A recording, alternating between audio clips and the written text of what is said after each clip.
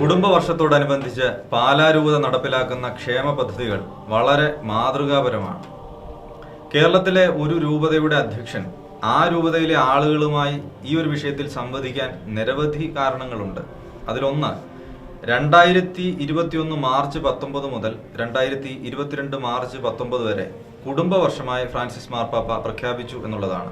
Their dream of a new life, the seeds of the country's rebirth, come up against a demographic winter that is cold and dark. സ്ത്രീകളെ കുറിച്ചല്ല, സമൂഹത്തെ കുറിച്ചാണ് Francis മാർപ്പാപ്പ പറയുന്നത്. Not women, but society should be ashamed because a society that does not embrace life stops living. മാർപ്പാപ്പ തുടരുന്നു, Children are the hope that bring rebirth to people. Without birth, there is no future. ഈ നൂറ്റാണ്ടിന്റെ അവസാനത്തിൽ ലോക ജനസംഖ്യയിൽ 200 കോടി ആളുകളുടെ കുറവുണ്ടാകുമെന്നാണ് ഐക്യരാഷ്ട്ര സംഘടന കണക്കിലാക്കുന്നത്. 2100ഓടെ 23 രാജ്യങ്ങളിൽ ജനന നിരക്ക് പകുതിയായി കുറയുമെന്നാണ് 2020 ജൂലൈയിൽ BBC റിപ്പോർട്ട് ചെയ്തത്. 1950കളിൽ ശരാശരി ഒരു സ്ത്രീക്ക് 4.7 കുട്ടികൾ ഉണ്ടായിരുന്നത് 2017 ആയപ്പോൾ പകുതിയായി കുറഞ്ഞ് 2.4 കുറഞ്ഞിരിക്കുന്നു. ജനന നിരക്കിലുള്ള ഈ സ്ഥിതി തുടർന്നാൽ 2100 ആകുമ്പോഴേക്ക് 1.7 എന്ന നിലയിലേക്ക് ജനന നിരക്ക് കുറയും. സ്ത്രീകൾ വിദ്യാഭ്യാസത്തിനും ഉദ്യോഗത്തിനും കൂടുതൽ താല്പര്യം പ്രകടിപ്പിക്കുന്നതും ഗർഭനിരോധന മാർഗങ്ങൾ കൂടുതൽ പ്രചാരത്തിലാകുന്നതും നഗരവൽക്കരണവുമായിരിക്കും ജനസംഖ്യയുടെ ഗണ്യമായ വിധത്തിലുള്ള ഈ കുറവിന് കാരണം എന്ന് പറയപ്പെടുന്നു. കോവിഡ് മഹാമാരി ഒരു വർഷത്തിനുള്ളിൽ ലക്ഷക്കണക്കിന് ആളുകളെയാണ് ഇല്ലാതാക്കിയത്. ഇതിന്റെ അനന്തരഫലമായി സാമ്പത്തികവും സാമൂഹികവും ശാരീരികവുമായി ഉണ്ടായിരുന്ന ആഘാതങ്ങൾ ജനസംഖ്യയെ എങ്ങനെയൊക്കെ ബാധിക്കുമെന്നത് അറിയാൻ ഇനിയും ധാരാളം വർഷങ്ങൾ നമ്മൾ കാത്തിരിക്കേണ്ടി വരും. 2017 13 കോടി ജനസംഖ്യയുള്ള ജപ്പാനിൽ 2100 ജനങ്ങൾ 5 കോടിയായി കുറയും. 2017 ഇറ്റലിയിൽ 6.5 കോടി ജനങ്ങൾ ഉണ്ടെങ്കിൽ അത് 3 കോടിയായി 2100 കുറയും. കൂടാതെ Spain, Portugal, Thailand, south Korea എന്നീ രാജ്യങ്ങളിലെല്ലാം ഇപ്രകാരം ജനസംഖ്യ പകുതിയായി കുറയുന്ന രാജ്യങ്ങളുടെ ഗണത്തിൽപ്പെടും. 2064ഓടെ ജനസംഖ്യ അതിന്റെ ഏറ്റവും ഉയർന്ന നമ്പറായ 970 കോടിയിൽ എത്തിച്ചേരും. എന്നാൽ തുടർന്നുള്ള 40 വർഷങ്ങളിൽ അത് 880 കോടിയായി കുറയുകയും ചെയ്യുമെന്നാണ് യൂണിവേഴ്സിറ്റി ഓഫ് വാഷിംഗ്ടൺ നടത്തിയ പഠനങ്ങൾ പറയുന്നത്. അടുത്ത 80 കൊല്ലത്തിനുള്ളിൽ ജനസംഖ്യയിൽ ഉണ്ടാകുന്ന ക്രമരഹിതമായ ഉയർച്ച താഴ്ചകൾ ലോകരാജ്യങ്ങളെ പല നിലയിൽ ബാധിക്കുമെന്ന് പഠനങ്ങൾ പറയുന്നു. ഉദാഹരണത്തിന് ചൈനയിലെ കാര്യമെടുക്കാം. തൊഴിലെടുക്കുന്നവർ 2017 95 കോടിയാണെങ്കിൽ അത് 2100 36 കോടിയായി കുറയും. ഇന്ത്യയിൽ ഇതേ വർഷം തൊഴിൽ ചെയ്യുന്നവർ 76.2 കോടിയാണെങ്കിൽ 2100 അത് 58 കോടിയായി കുറയും. 2050ഓടെ ഭക്ഷ്യോൽപ്പന്നങ്ങളുടെയും മറ്റ് ഉപഭോഗ വസ്തുക്കളുടെയും നിർമ്മാണം അതിന്റെ ഉച്ചകോടിയിലെത്തും. എന്നാൽ തുടർന്നുള്ള 50 വർഷങ്ങളിൽ ജനസംഖ്യ വലിയ തോതിൽ കുറയുന്നതോടെ വ്യവസായ സ്ഥാപനങ്ങളെല്ലാം വലിയ പ്രതിസന്ധിയെ നേരിടുമെന്നും തൊഴിലാളി ക്ഷാമം ഗുരുതരമായിരിക്കുമെന്നും ലോകരാജ്യങ്ങൾ ഭയപ്പെടുന്നു. ജനസംഖ്യ ഏറ്റവും അധികമുള്ള രാജ്യങ്ങളുടെ പട്ടികയിൽ ഇപ്പോൾ ചൈന, ഇന്ത്യ, അമേരിക്ക എന്ന നിലയിലാണെങ്കിൽ 2100ഓടെ ജനസംഖ്യാ ശോഷണത്തിലൂടെ ചൈന 4ാം സ്ഥാനത്തേക്ക് പോകുമെന്ന് കണക്കാക്കപ്പെടുന്നു. UN-ന്റെയും അനുബന്ധ സംഘടനകളുടെയും ഇടപെടലിലൂടെ ആഫ്രിക്കൻ രാജ്യത്ത് ജനജീവിതം കൂടുതൽ സുഗമമാകുന്നതിന്റെ ഫലമായി ആഫ്രിക്കൻ ജനസംഖ്യ 2100ഓടെ വർദ്ധിച്ച് നൈജീരിയ ജനസംഖ്യയിൽ 1ാം സ്ഥാനത്തെത്തുമെന്ന് ഗവേഷണങ്ങൾ പ്രവചിക്കുന്നു. ജനസംഖ്യയിൽ വലിയ തോതിൽ കുറവ് നേരിടുന്ന UK ഉൾപ്പെടെ യൂറോപ്യൻ രാജ്യങ്ങളും ജപ്പാനും ജനനനിരക്ക് വർദ്ധിപ്പിക്കുന്നതിന് നിരവധി ആനുകൂല്യങ്ങളാണ് കുഞ്ഞുങ്ങളുടെ പേരിൽ മാതാപിതാക്കൾക്ക് നൽകുന്നത്. കൂടാതെ കുടിയേറ്റം പ്രോത്സാഹിപ്പിക്കാനും ഇവർ ചിന്തിച്ചു തുടങ്ങി. ജനസംഖ്യയിൽ വരാൻ പോകുന്ന മാറ്റം നേരത്തെ തിരിച്ചറിഞ്ഞ ഓസ്ട്രേലിയയും കാനഡയും കുടിയേറ്റം പ്രോത്സാഹിപ്പിക്കുന്നതിനുള്ള ശ്രമങ്ങൾ ഇതിനോടകം ആരംഭിച്ചത് നമുക്കറിയാം. കേരള ജനസംഖ്യയിൽ 1951 മുതലുള്ള സെൻസസ് റിപ്പോർട്ടുകൾ പ്രകാരം ക്രൈസ്തവ ജനസംഖ്യ കുറഞ്ഞുകൊണ്ടിരിക്കുന്ന പ്രവണതയാണ് കാണിക്കുന്നത്. 1901 കേരള ക്രൈസ്തവ ജനസംഖ്യ 14% 1951 ഇത് 20%, തുടർന്നുള്ള ഓരോ 10 വർഷത്തിലും കേരള ക്രൈസ്തവ ജനസംഖ്യ കുറയുന്ന പ്രവണതയുമാണ് കാണപ്പെടുന്നത്. ഈ സ്ഥിതി തുടർന്നാൽ 2051 കേരളത്തിലെ ക്രൈസ്തവ ജനസംഖ്യ 16%. Europe, America, Canada, Australia, New Zealand എന്നിവിടങ്ങളിലേക്ക് കേരള ക്രൈസ്തവ സമൂഹത്തിൽ നിന്നുള്ള കുടിയേറ്റം തുടർന്നുള്ള കാലങ്ങളിൽ വർദ്ധിക്കുമെന്നാണ് കണക്കാക്കുന്നത്.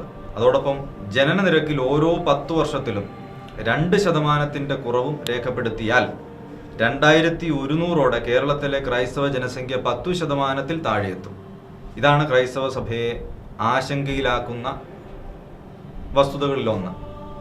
കുടുംബങ്ങൾ നേരിടുന്ന കടുത്ത സാമ്പത്തിക പ്രതിസന്ധികൾ ഇപ്പോൾ ഏറെ പ്രസക്തമല്ലെന്ന് കള്ളപ്പണം കയ്യിലില്ലാത്ത എല്ലാവരും സമ്മതിക്കും.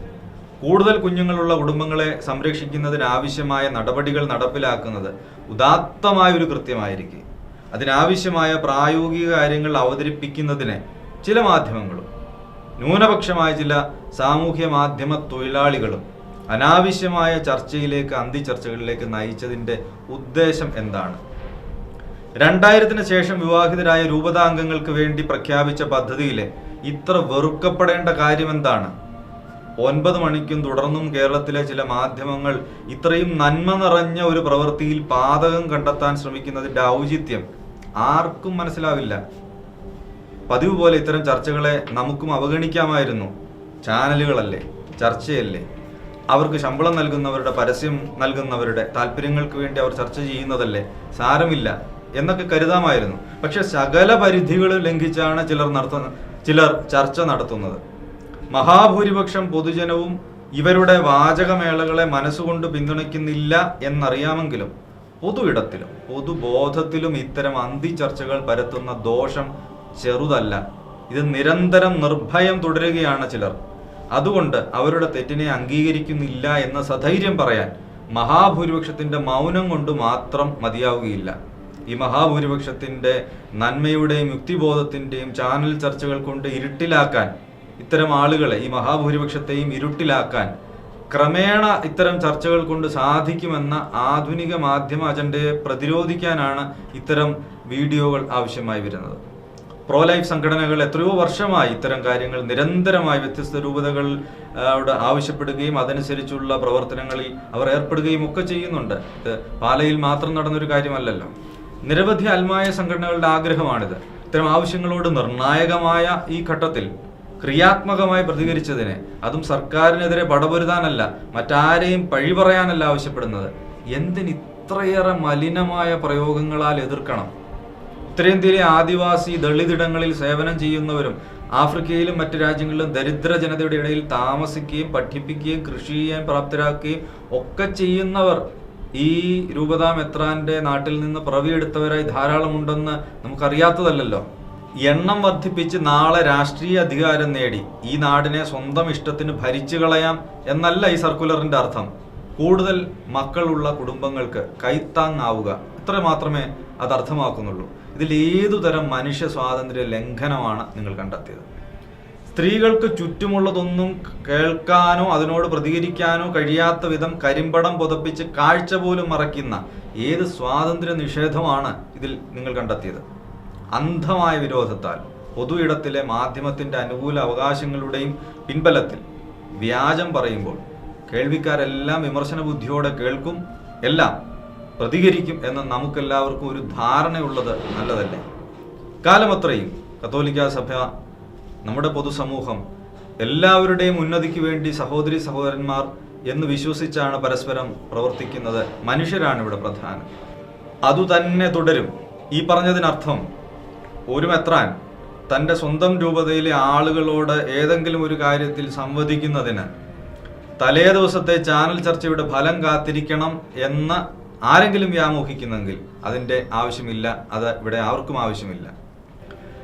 ഇതോടൊപ്പം പാലാ രൂപതയിലെ പ്രിയപ്പെട്ടവരോടും പൊതുസമൂഹത്തോടും പറയാനുള്ളത് ഫ്രാൻസിസ് പാപ്പ പറഞ്ഞത് തന്നെയാണ്. ഫോറം ഫോർ ഫാമിലി അസോസിയേഷൻസ് സംഘടിപ്പിച്ച ജനറൽ സ്റ്റേറ്റ്സ് ഓഫ് ബർത്ത് എന്ന സെമിനാറിൽ ഡെമോഗ്രാഫിക് വിന്ററിനെതിരായ പരിശ്രമങ്ങളെക്കുറിച്ച് അവസാനമായി ഫ്രാൻസിസ് പാപ്പ കൂട്ടിച്ചേർത്തത് ഇങ്ങനെയാണ്: Sometimes you will feel as if you are shouting in the desert, fighting against windmills, but go ahead.